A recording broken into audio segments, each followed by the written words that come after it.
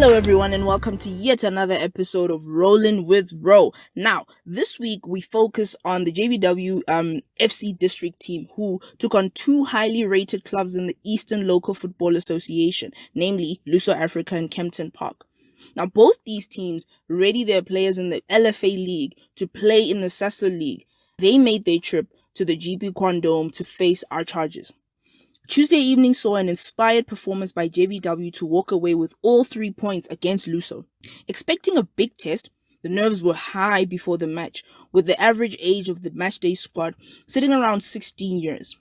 Now, Luso, having the service of some stalwarts of ladies football, proved to pull the best out of the opposition, and within minutes of the start, a brilliant interchange of possession by the JVW attack saw an early goal buried. Now, this settled the nerves, and the young JVW side showed their great ability to keep possession for long periods of time. It became clear that Luso's game plan was to seek out the likes of Bongi Khatebe on the long ball and attack the spaces behind the JVW defense. Once aware, the JVW defense worked hard to cut out these pacey attacks and protect their goal to the tune of a clean sheet. Wow. Now, Luso came out in the second half with the eye to break down JVW's style of play, and successfully so, with some good patches of play forcing saves from the JVW keeper. Overall, JVW had the beating of Luso with their sterling first half performance. Special mentions of a standout performance from Jade Leask and Mabatu Mukhali. Result 3-0. Come Friday, it was Kempton Park FC who travelled through for another league match. Again, JVW stuck with youth and put out a similar squad to Tuesday evening with a sprinkling of squad rotation. This time, it was Kempton Park who opened the scoring early, and the young team who had just days earlier put on a confident performance were now on the back foot.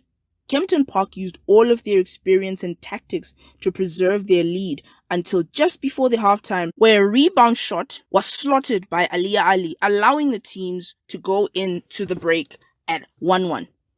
The second half needed some lifting from the JVW players, and they came out and showed us why they are the future of football.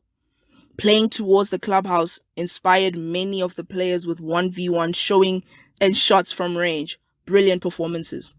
And albeit tiring, Kempton Park still maintained their shape. They just dealt with attack after attack, and even transitioning to a few of their own attacks. A hard-hitting second half of football saw both teams exchanging goals, with JVW's Tamik Adams hitting the final nail in the coffin, giving her team a 4-2 result.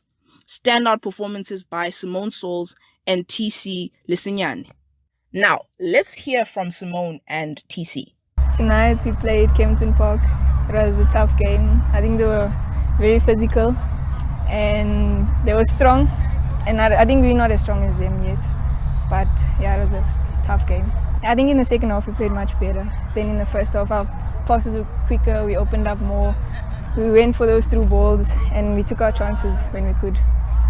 Luso's game on Tuesday was tough in the beginning. No, towards the end it was a bit hard. In the beginning we had more possession of the ball, we had control, our team played well around the players.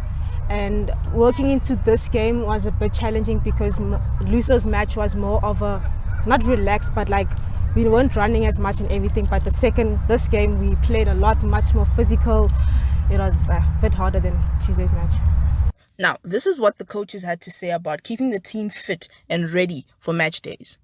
Yeah, I think going into that game, we always know it's a big game because it's a derby game.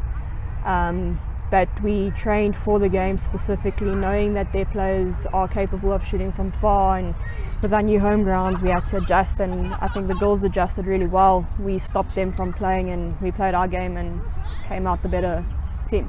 Going into two very hard games, you try and select your players that will probably adjust the best in terms of the high intensity, and we rotate accordingly with the positions, but also knowing that the same players will play the two games just because of the comfort on the field, and you need that because it affects the rest of the team. So it's really important to rotate, but also to maintain a good structured team.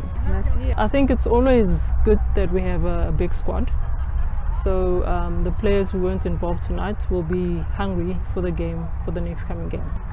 think the plans that have been put in place by the club has helped the players slowly regain their fitness, slowly regain their how they play. Yes, they're passionate about the game, but obviously being off for so long, they needed to do step by step. And I think the plans that were put in place have gradually helped them to pick up their fitness and game fitness as well. This week's episode was brought to you by Supernova, ensuring efficiency. Thank you so much for rolling with me, everybody. Now remember to stay tuned for another episode where I put you at the center circle of women's football in South Africa.